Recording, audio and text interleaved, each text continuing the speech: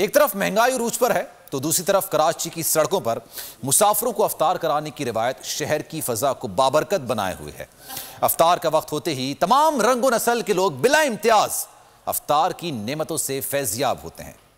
चलते हैं कराची के इलाके हुसैनाबाद और देखते हैं दरिया दिली की एक ऐसी ही ईमान अफरोज मिसाल। कराची के शहरी दफ्तर से निकलने में लेट हो जाएं या ट्रैफिक जैम में फंस जाएं, तो भी उन्हें रोजा खोलने की कोई फिक्र नहीं।